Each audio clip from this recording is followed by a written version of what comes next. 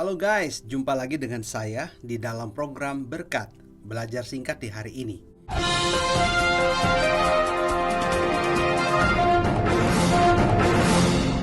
Ada banyak orang yang meminta saya untuk membuat sebuah video penjelasan 1 Korintus 14 ayat 2 yang begitu terkenal itu, saudara.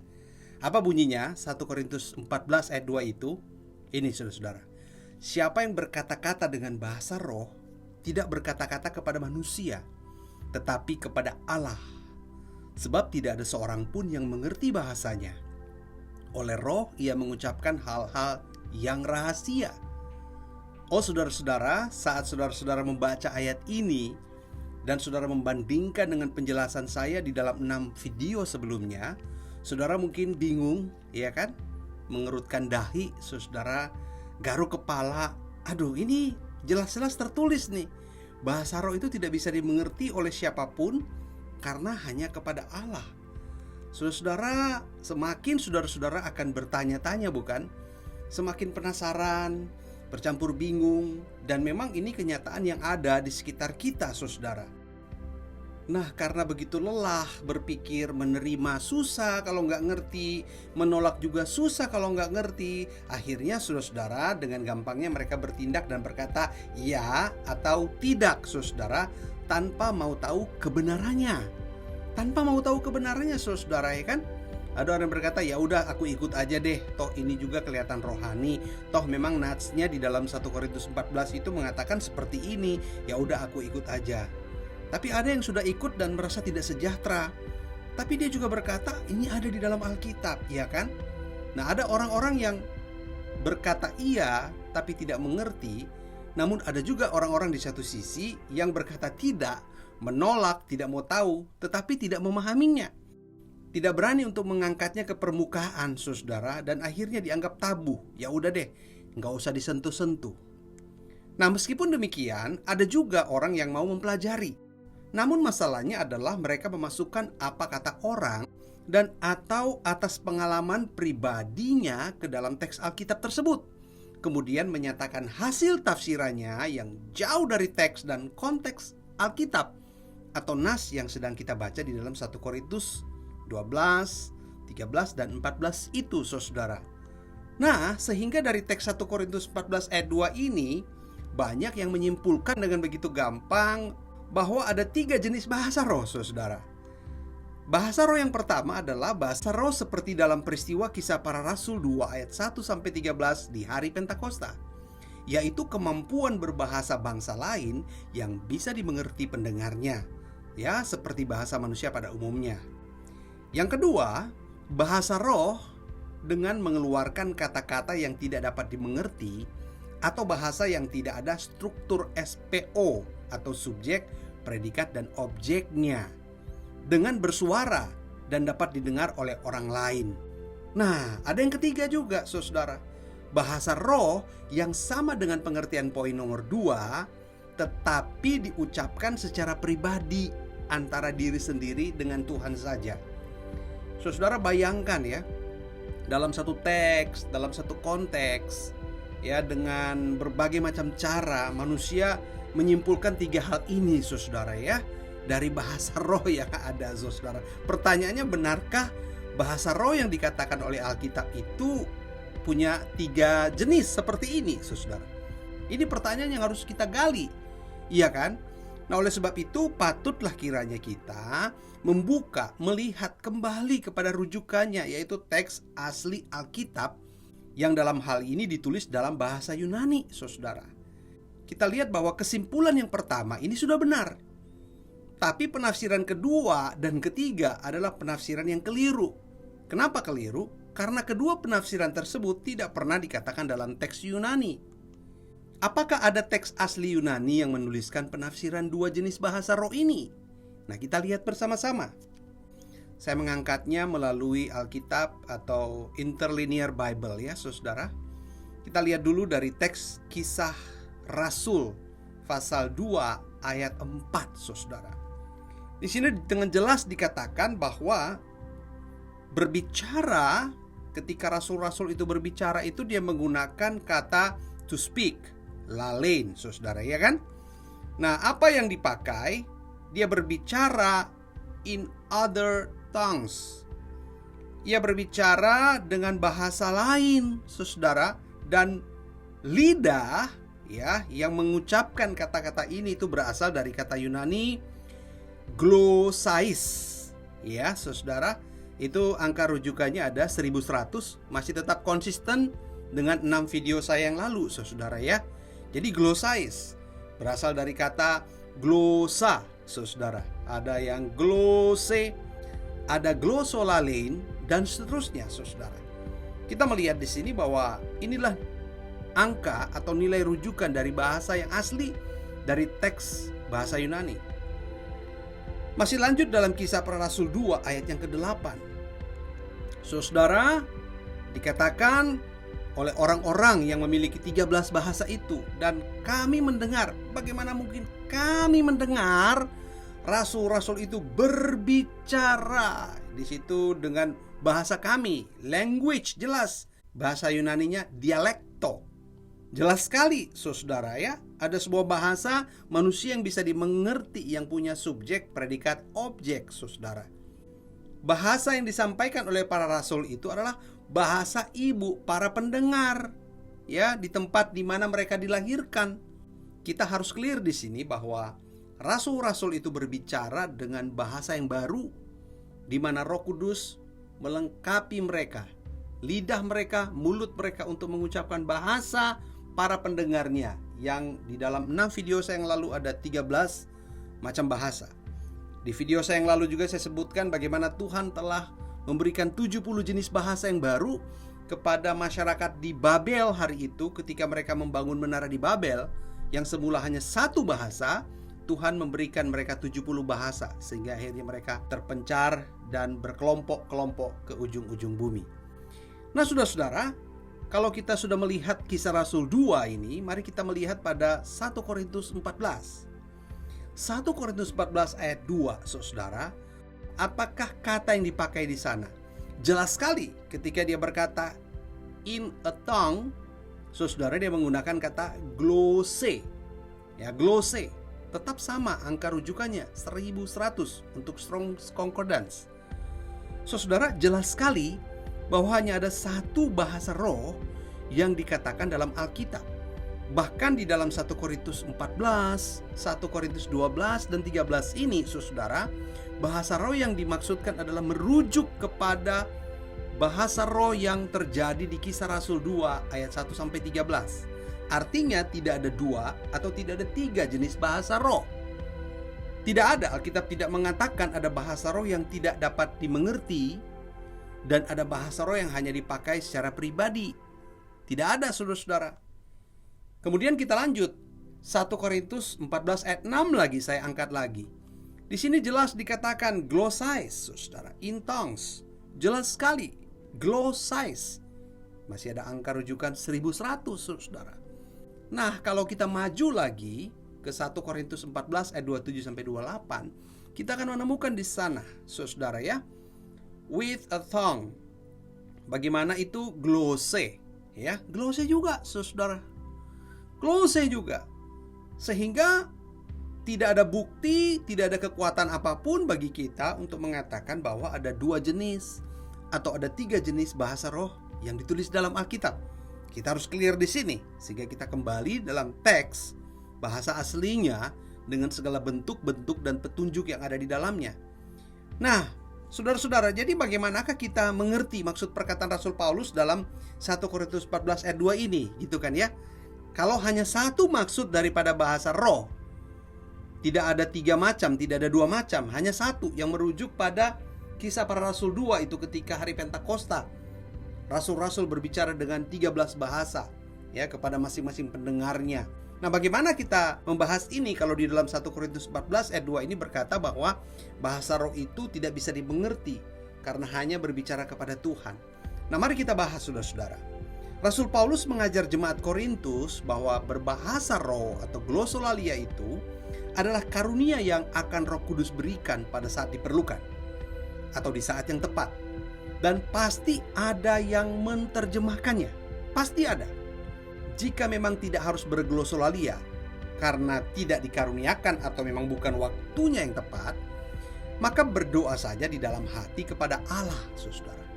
Nah, kita harus melihat 1 Korintus 14 ayat 2 ini dengan kacamata 1 Korintus 14 ayat 27 sampai 28, saudara. Karena ada hubungan yang mana ini saling menjelaskan satu dengan yang lain, saling menguatkan satu dengan yang lain sesuai dengan konteks saat itu terjadi persoalan di jemaat Korintus, saudara. Apa persoalannya? Ada jemaat-jemaat yang sudah terprovokasi, yang sudah membawa masuk kebiasaan bahasa ekstatik pagan berhaleng bisu itu ke dalam jemaat, sehingga Paulus melarangnya. Nah, kita lihat 1 Korintus 14 ayat 27 sampai 28. Paulus bilang apa?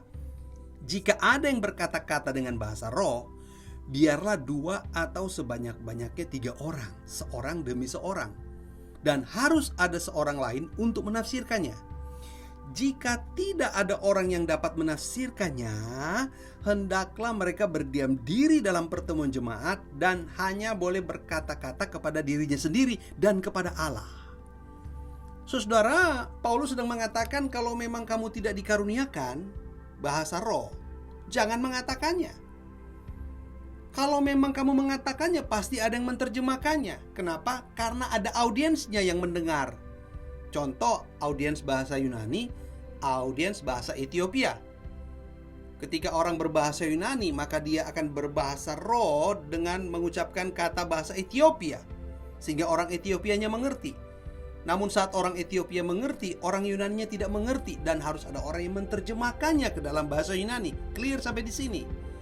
Tapi kalau tidak ada, jangan. Mendingan kamu diam saja, berkata-katalah pada dirimu sendiri. Ini doa dalam hati, kalau kita mau bahasakan dengan bahasa sekarang, kepada Allah, saudara, kepada Tuhan. Nah, itulah sebabnya saat seseorang berdoa di dalam hati kepada Allah saja, ya kan, kita tahu apa itu arti berdoa di dalam hati. Atau yang Paulus bilang berkata-kata kepada dirimu saja, maka tak ada seorang pun yang tahu isi doanya, bukan? Mengapa demikian? Iya, karena tak ada seorang pun yang bisa dengar. Bagaimana bisa mengerti? Apakah saya bisa mengerti jika saudara-saudari berdoa di dalam hati? Nggak mengerti saya. Kenapa saya nggak mengerti? Saya nggak bisa dengar. Karena itu memang doa yang dipanjatkan kepada diri sendiri, kepada Allah di dalam hati. Kepada diri sendiri itu berarti di dalam hati, saudara.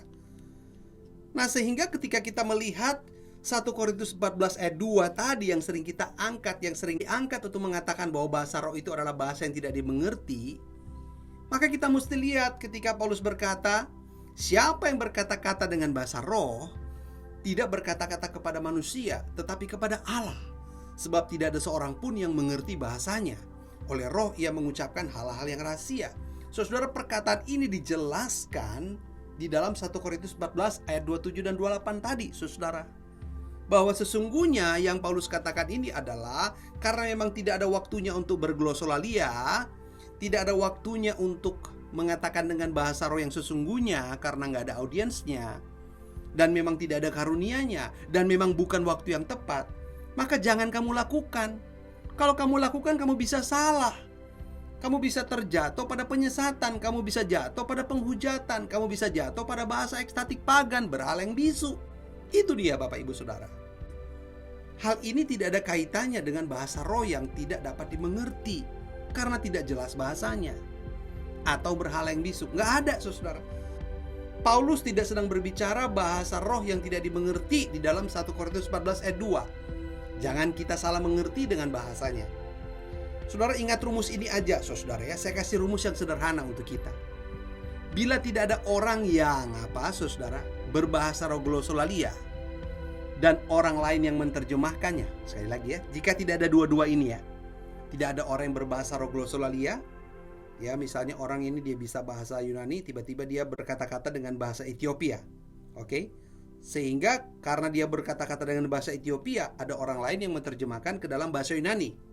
Ya kan, karena perlu audiens Yunani untuk mengerti kata-katanya. Namun jika memang dua-dua ini tidak ada orang yang berbahasa roh glosolalia dan tidak ada yang menerjemahkan, saudara, kita silang. Berarti ada dua hal di sini.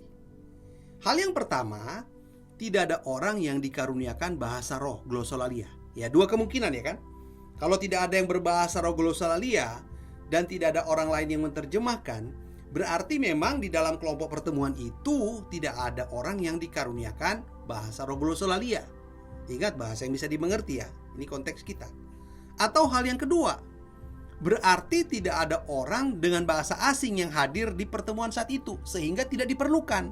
Kalaupun ada orang yang dikaruniakan kemampuan berglosolalia atau berbahasa roh, namun tidak ada audiens. Nah, ini kita mesti paham, tidak ada audiens yang membutuhkan bahasa roh itu, ya nggak perlu, begitu loh. Apalagi kalau tidak ada karunia. Nah, ini kita mesti lihat dua ini. Sehingga jika tidak ada orang yang dikaruniakan bahasa roh, atau tidak ada orang dengan bahasa asing yang hadir di pertemuan saat itu, jadi daripada jemaat terjatuh, ya, daripada jemaat saat itu terjatuh pada praktek berbahasa roh ekstatik, berhaleng bisu, maka lebih baik jemaat berdoa dalam roh, doa di dalam hati kepada Allah. Dan roh Allah yang tahu isi hati jemaat tersebut akan menggerakkan jemaat untuk berdoa. Nah, kita lihat ini. Kalau orang sudah berkata-kata pada dirinya, berdoa di dalam hati, berdoa kepada Allah, maka saya percaya tak ada satu orang pun yang mengerti perkataannya, saudara. Jadi janganlah kita menganggap ini bahasa roh ekstatik. Janganlah kita menganggap bahwa Paulus sedang berkata di dalam 1 Korintus 14 ayat 2 itu bahwa bahasa roh yang sesungguhnya itu adalah bahasa roh yang tidak dapat dimengerti. Saudara-saudara, kita akan bentrok dan bertabrakan dengan arti bahasa roh di dalam bahasa Yunani kalau kita mau pegang itu, saudara.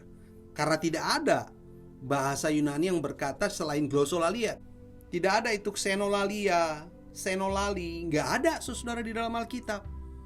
Jadi kita mau percaya Alkitab atau kita mau percaya kata orang, kan begitu. Nah, Bapak Ibu Saudara, kita mendapatkan sebuah pengertian. Saya mau kasih contoh yang sederhana saja. Misalnya Anda di sekolah, kita sedang dalam rapat, kita sedang dalam pertemuan, ya kan, saudara. Lalu saudara punya sesuatu pemikiran di dalam hati dan kepala saudara. Misalnya anak ini berkata dalam pikirannya, menurut saya matahari yang mengelilingi bumi. Soalnya matahari itu kan bergerak, saudara. Namun apa yang terjadi, saudara? Ia sadar, tapi daripada aku menyatakan yang salah, lebih baik diam saja. Dia ketawa ya, saudara. Pernah nggak kita seperti kayak gitu, teman-teman? Iya kan? Kita sudah punya pemikiran, kita sudah punya jawaban, kita sudah punya dugaan dalam pikiran kita. Tapi kita tahu bahwa itu salah. Kita tahu bahwa itu nggak tepat. Kita tahu bahwa itu cuma konsumen kita sendiri. Kalau kita ungkapkan dengan kata-kata, kita jadi salah, kan? Jadi salah, diketawain orang, saudara. Jadi Paulus bilang kepada jemaat di Korintus, kalau kamu memang tidak punya karunia berbahasa roh, kalau memang tidak waktunya dan bukan saatnya untuk berbahasa roh, meskipun kamu punya karunia, maka nggak ada yang bisa menerjemahkannya, karena tidak ada audiens yang butuh di sana. Tapi kalau kamu mau coba, maka kamu akan terjatuh pada bahasa roh ekstatik, pagan, berhala bisu. Jadi supaya kamu tidak terjatuh, kamu nggak salah, kamu nggak tersesat, maka berdoa saja dalam hati. Karena berdoa dalam hati kepada Allah, iya kan? Nah, saat kita berdoa dalam hati, nggak ada yang mengerti dong. Tidak ada yang tahu, boro-boro tahu kan? Mendengar aja enggak, kan begitu kan? Siapa yang bisa tahu kata-kata dalam hati kita, saudara? Lawang orang bisik-bisik aja susah kita tebak, apalagi dalam hati. Nah, saudara, ini clear sampai di sini, saudara. Jadi tidak ada lagi akan mengatakan bahwa 1 Korintus 14 ayat 2 itu sedang berbicara tentang bahasa roh yang tidak dapat dimengerti. Nggak ada di dalam Alkitab. Dan bukan itu penjelasan Paulus. Bukan itu maksud Paulus.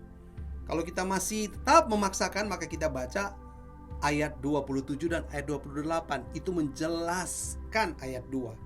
Ayat 2 dijelaskan dengan begitu jelas di dalam ayat 27 dan 28. Mengapa? Karena Paulus sedang menasihati dan mengajar. Saudara, pertanyaan lain mungkin muncul dalam pikiran kita. Mengapa Rasul Paulus itu menghendaki jemaat mengucapkan bahasa roh, glossolalia, dalam pertemuan ibadah? Mengapa? Wah, ini kan Paulus suruh nih. Ya, Paulus mau kan? Kenapa Paulus mau? Kita lihat gambar ini, saudara. Anda lihat ini. Ini pertemuan jemaat di Korintus. Ya kan? Pertemuan jemaat di Korintus nih. Saya mau bikin simulasi juga nih. Ini ada persekutuan dan ibadah jemaat Korintus. Nah, saudara-saudara, bila peserta pertemuan atau ibadah terdiri dari berbagai latar belakang budaya dan bahasa, maka karunia bahasa roh akan bekerja dalam jemaat, agar semua ucapan syukur, mazmur, Injil, dan pengajaran dapat dimengerti oleh semua orang yang hadir di situ. Bila hanya ada satu macam orang saja, maka nggak perlu kan? Tapi siapa tahu saudara di tengah jalan datang orang Ethiopia, iya kan? Datang orang dari Libya, datang orang dari Roma, datang orang dari Syria, saudara. Ingat, Korintus itu adalah kota perniagaan, kota pelabuhan, kota persinggahan. Sehingga ketika ada macam-macam orang dengan latar belakang budaya dan bahasa di sana, maka jembatan untuk bisa mengerti baik itu nubuat dalam pengertian karunia roh, baik itu nasihat, pengajaran yang menguatkan, termasuk kabar baik, itu dapat dimengerti melalui karunia bahasa roh yang juga diterjemahkan untuk audiens yang lain. Makanya Paulus bilang bergantian, supaya udah ada giliran satu yang diterjemahkan, oke orang dari Arab mengerti, oke orang dari Libya mengerti, oke orang dari Roma mengerti, oke orang dari mana lagi? Dari Syria mengerti, iya kan? Itu maksud Paulus. Karena nggak mungkin kalau bareng-bareng, maka itu namanya bahasa ekstatik pagan yang dipergunakan oleh bangsa Yunani kuno dalam kultus-kultus mereka, saudara, yang ada di Korintus dan sekitarnya. Jadi mesti satu-satu dong, supaya diterjemahkan dulu kan. Jemaat bisa bersyukur. Sangat sederhana sekali, saudara. Ingat, di hari itu, di dalam persekutuan atau dalam pertemuan-pertemuan ibadat belum tersedia Alkitab yang tertulis. Ingat ya, di dalam 6 video saya yang lalu saya sudah sampaikan belum ada Alkitab. Sudah ada tapi masih dalam tulisan tangan, masih dalam papirus, kodeks yang begitu rumit, begitu jelimet, saudara, untuk di copy. Nggak ada mesin copy, nggak bisa diperbanyak, saudara, nggak bisa dipublish, belum ada, saudara. Wow, masih ratusan tahun semenjak jemaat ini didirikan, baru Alkitab, Injil-Injil sinoptik itu secara tertulis tiba di tangan mereka. Butuh waktu yang sangat lama, saudara. Saudara bayangkan saja bagaimana saudara menulis Alkitab. Alkitab yang ada di tangan kita dalam bentuk buku itu saja tulisannya kecil-kecil sekali dan tebalnya ribuan halaman kan. Berapa lama saudara akan menulisnya dengan kuas, atau dengan batu, atau dengan tinta, di dalam lembaran-lembaran kertas papirus dan lain sebagainya. Bayangkan dulu. Gak ada kan? Begitu langka sekali Alkitab. Dan memang apa panduan mereka untuk mereka beribadah dan mengenal Tuhan. Nah, makanya Tuhan melengkapi rasul termasuk di dalam ibadah jemaat untuk mereka bisa berbahasa roh, glosolalia, saudara. Christian Prince dalam ceramahnya telah membuka atau membacakan beberapa ayat dalam Quran. Dia baca dengan bahasa Arab, saudara, dan menjelaskan tentang beberapa utusan Kristus yang telah memberitakan Injil di Antioquia dan beberapa kota dengan menggunakan bahasa ibu atau bahasa setempat dari kota-kota yang mereka tuju. Menarik sekali. Sumber di luar Alkitab mencatat dengan jelas bahwa ada karunia bahasa roh yang diberikan kepada utusan-utusan Injil. Saudara, kitab Kisah Para Rasul telah berulang-ulang menjelaskan tentang rasul-rasul dan utusan Injil yang lain. Paulus, Yakobus, saudara Tuhan Yesus, Barnabas, Silas, Andronikus, dan Filipus yang pernah berkhotbah di Yunani, Syria, dan Frigia. Oh, saudara-saudara, jelas sekali ya. Nah, saudara-saudara, pertanyaannya, dengan kuasa apakah para utusan Injil ini memberitakan tentang Kristus? Pasti hanya karena kuasa Allah Roh Kudus yang memberikan karunia bahasa roh, glosolalia itu, kepada mereka untuk menjangkau bangsa-bangsa dan bahasa di sekitar mereka. Saudara, tidak sulit sebenarnya untuk memahami masalah dan keadaan jemaat di Korintus bila kita tahu teks dan konteks di belakang nas yang kita baca atau yang kita renungkan. Kesimpulannya apa, guys? Apa yang akan kita temukan saat membaca surat 1 Korintus 12 sampai 14? Nah, ini sebuah surat teguran yang meluruskan praktek-praktek karunia rohani yang menyimpang, khususnya karunia bahasa roh dalam diri jemaat di Korintus. Kedua, kita akan menemukan sebuah peringatan bagi kita ini, umat Kristen modern atau masa kini, untuk waspada dan tidak terjatuh pada kesalahan yang sama dengan yang terjadi pada jemaat Kristen mula-mula di Korintus.